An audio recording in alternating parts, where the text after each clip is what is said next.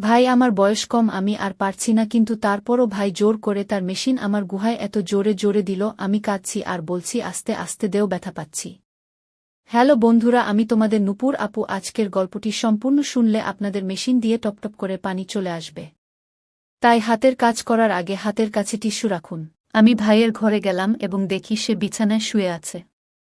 আমি বললাম, ভাই, তুমি আজ ক্লাসে না গিয়ে পুরো দিন বাড়িতে থাকার পরিকল্পনা কেন করলে? সারাদিন আমার সঙ্গে কি করবে? তুমি কি কোনো পরিকল্পনা করছ? তখন ভাই মুচকি হেসে বলল, গতকাল তুমি বলেছিলে না যে একবার চেষ্টা করে দেখলে ক্ষতি নেই? এই কারণেই আমি বাড়িতে থাকতে চেয়েছিলাম। ভুলে গেছো নাকি? তারপর আমি হাসতে হাসতে তার পাশে গিয়ে বসলাম, আর সে আমাকে, বন্ধুরা আজকের গল্পটা অনেক বেশি স্পেশাল, তাই কেউ মিস করো না। আমার নাম আরুষি, আমি ইতিহাসের একজন ভালো ছাত্রী। ইতিহাস আমার খুব প্রিয় বিষয়। আমার বড় ভাই সুমন, যার বয়স 21 বছর, তিনিও আমার সঙ্গেই একই কলেজে পড়েন। আমি এখন প্রথম বর্ষে পড়ছি। আমরা দুই ভাইবোন একসঙ্গে একই বিশ্ববিদ্যালয়ে পড়াশোনা করি। আমাদের ক্লাস প্রতিদিন সকাল 9টায় শুরু হয়। আমরা একসঙ্গে বিশ্ববিদ্যালয়ে যাই। যাতায়াতের সুবিধার জন্য বাবা আমাদের জন্য একটি মোটরসাইকেল কিনেছিলেন। ভাই মোটরসাইকেল চালান, আর আমি তার পেছনে বসে বিশ্ববিদ্যালয়ে যাই। তবে সুমন ভাই আমার আপন ভাই নন। আমার বাবা মারা যাওয়ার পরে মা সুমন ভাই এর বাবার সঙ্গে বিয়ে করেন। এখন আমরা সবাই একসঙ্গে একটি সুখী পরিবার হিসেবে বাস করি। আমি জানতাম না আমার সৎ ভাইয়ের সাথে আমার জীবনের এমন একটি অধ্যায় শুরু হবে। আমার বাবা মা দুজনেই সরকারি চাকরিজীবী। প্রতিদিন সকাল 8টায় তারা অফিসের উদ্দেশ্যে বাড়ি থেকে বেরিয়ে যান। তাদের অফিসে চলে যাওয়ার পর আমি আর আমার ভাই দুজনেই আমাদের দিনের প্রস্তুতি নিতে শুরু করি। আমাদের বাড়িতে একটি মাত্র সাধারণ বাথরুম রয়েছে। তাই প্রথমে আমি গোসল করে তৈরি হয়ে নিই, তারপর আমার ভাই গোসল সেরে নেয়। সাধারণত মেয়েদের তৈরি হতে একটু বেশি সময় লাগে, তাই আমি আগে তৈরি হয়ে নিই। সব প্রস্তুতি শেষে আমি আর আমার ভাই ইউনিভার্সিটির দিকে রওনা দিই। আমাদের ব্যস্ত জীবনের এই দিনগুলোতে আমরা একসাথে সময় কাটানোর সুযোগ পাই। কিন্তু সেই সময়গুলো কখন যেন আমাদের সম্পর্ককে আরও গভীর করে তোলে। বাড়ির গেটটি তালাবদ্ধ ছিল, তবে আমাদের প্রত্যেকের কাছেই গেটের চাবি থাকে। আমি আর আমার ভাই ক্লাস শেষে বিকেল 4টার দিকে বাড়ি ফিরলাম। বিকেল 6টার দিকে বাবা মাও বাড়ি চলে এলেন। এভাবেই প্রতিদিন নির্দিষ্ট রুটিনে আমার দিনগুলো কেটে যাচ্ছিল। কিন্তু একদিনের একটি ঘটনা আমার জীবনের পুরো গতিপথ পাল্টে দেয়া। এটিকে আপনি হঠাৎ ঘটে যাওয়া একটি ঘটনা বলতে পারেন, বা হয়তো তা ছিল অন্য কিছু। প্রতিদিনের মতো সেদিনও আমরা সকলে একসাথে সকালের নাশতা করলাম। বাবা মা তাদের অফিসের জন্য প্রস্তুত হয়ে বেরিয়ে গেলেন। বাবা মা বের হওয়ার কিছুক্ষণ পর আমি বাথরুমে গিয়ে দরজা বন্ধ করলাম। সেদিন বাথরুমের দরজা বন্ধ করার পর থেকেই কিছু অপ্রত্যাশিত ঘটনা ঘটে গেল, যা আমার মনকে নাড়া দিয়েছিল এবং জীবনের প্রতি আমার দৃষ্টিভঙ্গি সম্পূর্ণরূপে বদলে দিল। সেদিন আমি বাথরুমে ঢুকে নিজের পোশাক খুলে পাশে রাখতে যাচ্ছিলাম, তখন হঠাৎ দরজার নিচ দিয়ে একটি ছায়া দেখতে পেলাম।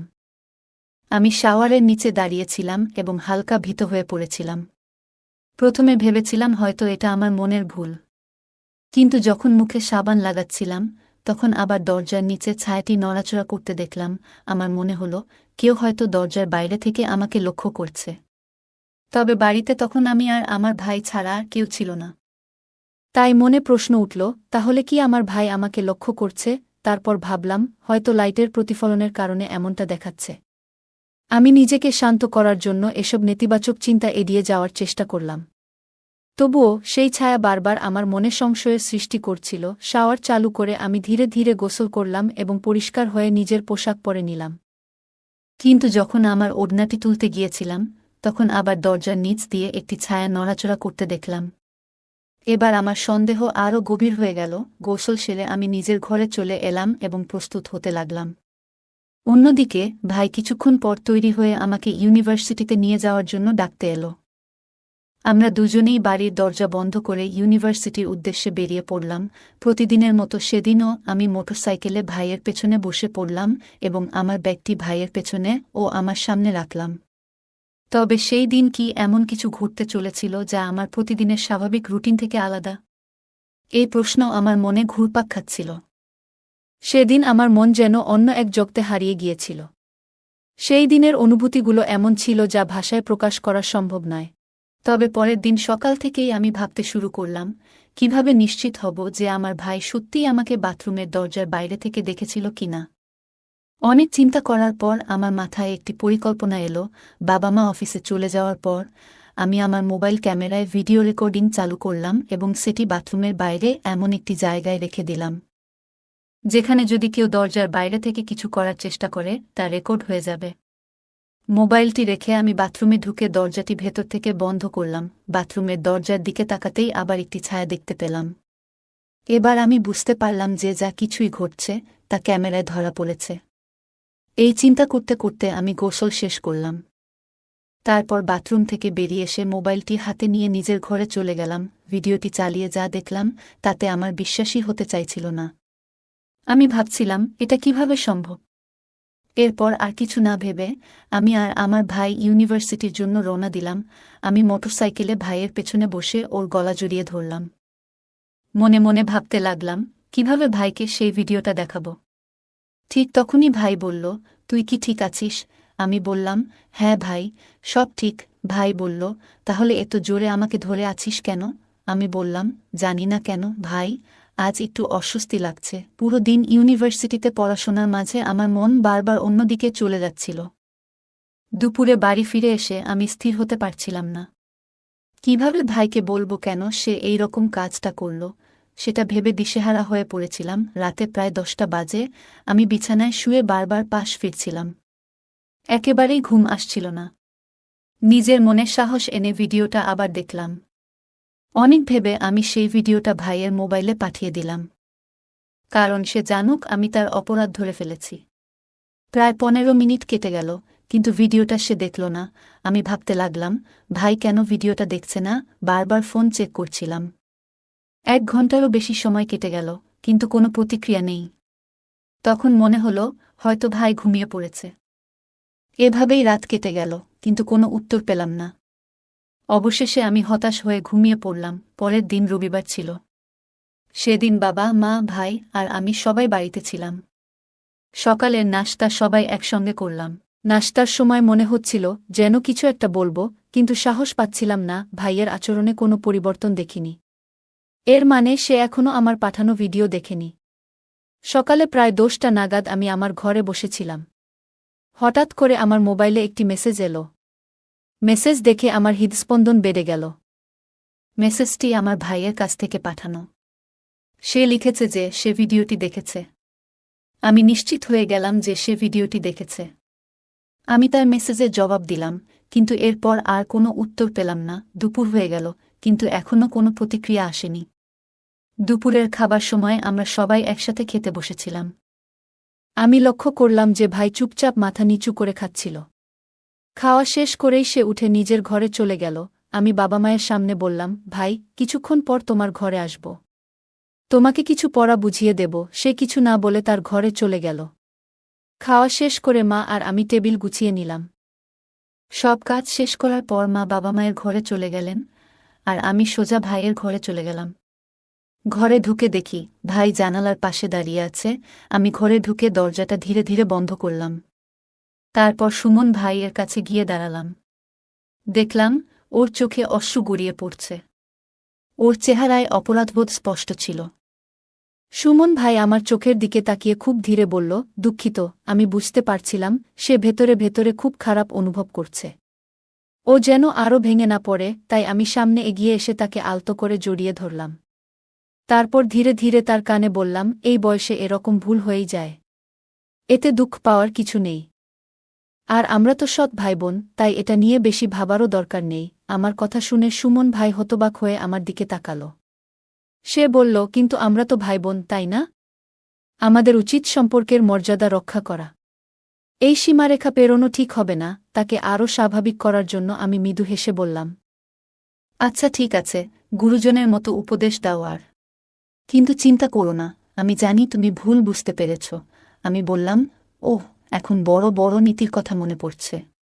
তখন তো এসব মনে পড়েনি, যখন আমাকে গোসল করতে দেখছিলে।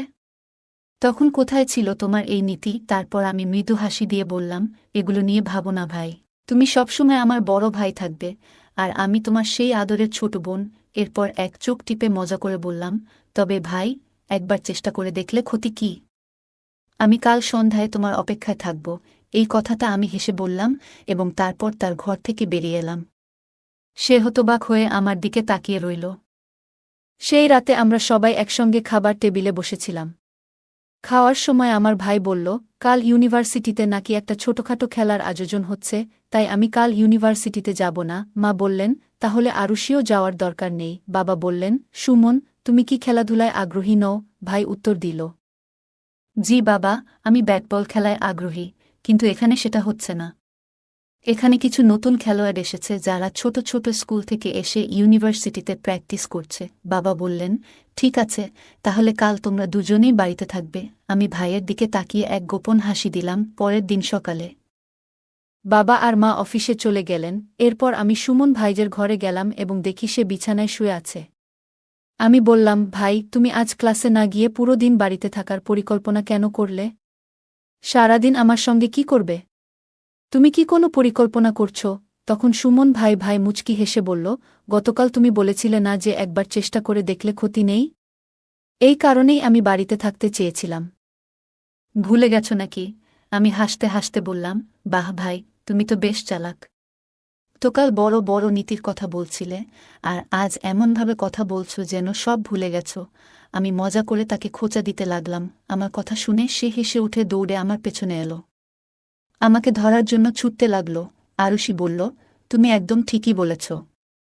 ভাই, আমাদের সম্পর্কটা এমন নয় যে এতে কোনো সীমা আছে। একবার চেষ্টা করলেই বা ক্ষতি কি? সুমন ভাই হালকা হাসি দিয়ে বলল, ঠিকই বলেছ। চলো আজ একটা নতুন অধ্যায় শুরু করি। এরপর আরুষি এবং সুমন ভাইয়ের কথোপকথন একটু গভীর হয়ে গেল। আরুষি কিছুটা সংকোচ অনুভব করছিল, কিন্তু তার মনে একটা অদ্ভুত আকর্ষণ তৈরি হচ্ছিল। আরুষি বলল, তুমি কেন এমন মজার ছলে কথা বলো? বন্ধুত্বেরও একটা সীমা থাকা উচিত, তাই না? সুমন ভাই একটু কাছে এসে বলল, যদি বন্ধুত্ব এতটাই গভীর হয় যে সেটি ভালোবাসার সীমা ছাড়িয়ে যায়, তবে সেটা কি ভুল হবে? আরুষির মুখে একটি মৃদু হাসি ফুটে উঠল। সে কিছুক্ষণ চুপচাপ থাকল, যেন নিজের মনকে বোঝার চেষ্টা করছে। সুমন ভাই কিছুক্ষণ নীরবে দাঁড়িয়েছিল, যেন সে বুঝতে চেষ্টা করছিল। তার হৃদয়ের এক কোণে একটি অনুভূতি জেগে উঠেছিল যা আমার প্রতি আকর্ষণ তৈরি করেছিল। তবে নিজেকে থামিয়ে বললাম, না ভাই, এটা সম্ভব নয়। এটা সঠিক হবে না। সুমন ভাই গভীর দৃষ্টিতে তাকিয়েছিল। সেই দৃষ্টির মধ্যে কি যেন এক অনুচ্চারিত কথা ছিল, যেন সে আমার সব অনুভূতি বুঝে ফেলেছে। আমি নিজের হাত দুটো মুষ্টিবদ্ধ করে শক্ত করে ধরলাম, যেন সাহস যোগায়। তারপর বললাম, আমি কখনো এমন অনুভব করিনি। তোমার সঙ্গে থাকলে মনে হয় আমি সঠিক পথে আছি। আমার কণ্ঠ কাঁপছিল। প্রতিটি শব্দ যেন নিজের ভেতর থেকে টেনে বের করতে হচ্ছিল। যদি তুমি মনে করো আমি ভুল করছি, তবে আমি তোমার সব কথা মেনে নেব। আমি এক মুহূর্ত থামলাম, তারপর প্রশ্নটা করেই ফেললাম, শুধু বলো, তোমার মনে আমার জন্য কি আছে? সুমন ভাই কিছুক্ষণ চুপ করে রইল, যেন শব্দগুলো গুছিয়ে নেওয়ার চেষ্টা করছে। তার চোখে এক ধরনের গভীর মমতা ছিল, কিন্তু সঙ্গে একটা দ্বিধাও। তুই এটা বলছিস, জানিস? আমি কখনো ভাবিনি তুই এমন কিছু বলবি, সে বলল, তার কণ্ঠে একটা অচেনা আবেগ। আমার বুক ধক করে উঠল। তুই জানিস না, তোকে নিয়ে আমার চিন্তাগুলো কতখানি গভীর। আমি চাই তুই সবসময় হাসিখুশি থাকিস। কিন্তু সে থেমে গেল। আমি ধীরে ধীরে বললাম, কিন্তু কি ভাই? সে এক দীর্ঘ শ্বাস নিয়ে বলল, আমি চাইনি তুই আমার উপর নির্ভর করিস, কারণ তুই নিজেই নিজের পথ তৈরি করতে পারিস। কিন্তু তুই যদি বলিস যে আমি তোর জন্য কিছু, তাহলে। তার কণ্ঠ আটকে গেল। এই প্রথমবার আমি তার ভেতরে দ্বিধা ও ভালোবাসার টানাপোড়েন অনুভব করলাম।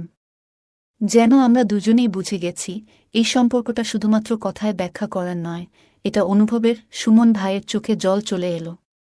সে ধীরে ধীরে বলল, তোমাকে ছাড়া আমিও অসম্পূর্ণ, কিন্তু আমার ভয় হচ্ছে এই পথে হাঁটলে আমাদের জীবনে বড় পরিবর্তন আসবে। ভাইয়ের হাত ধরে বললাম, পরিবর্তনকে ভয় পেও না। যদি আমাদের সম্পর্ক সত্যি হয়, তবে এই পরিবর্তন আমাদের জন্য নতুন সম্ভাবনা নিয়ে আসবে।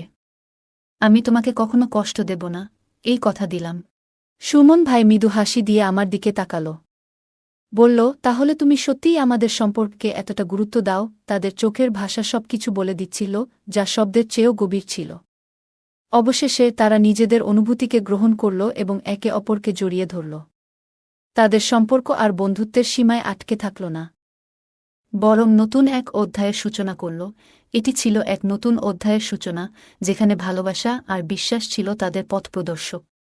সুমন ভাই আর আরুষির জীবনে এক নতুন মোড় এল। তাদের বন্ধুত্ব ধীরে ধীরে গভীর ভালোবাসায় রূপ নিল। তবে এই সম্পর্ক ছিল তাদের নিজস্ব একটি গোপন অধ্যায়, যা তারা বাইরের পৃথিবীর চোখ থেকে লুকিয়ে রাখতে চেয়েছিল। পরের দিন সকালে আরুষি কিছুটা চিন্তিত মনে হচ্ছিল।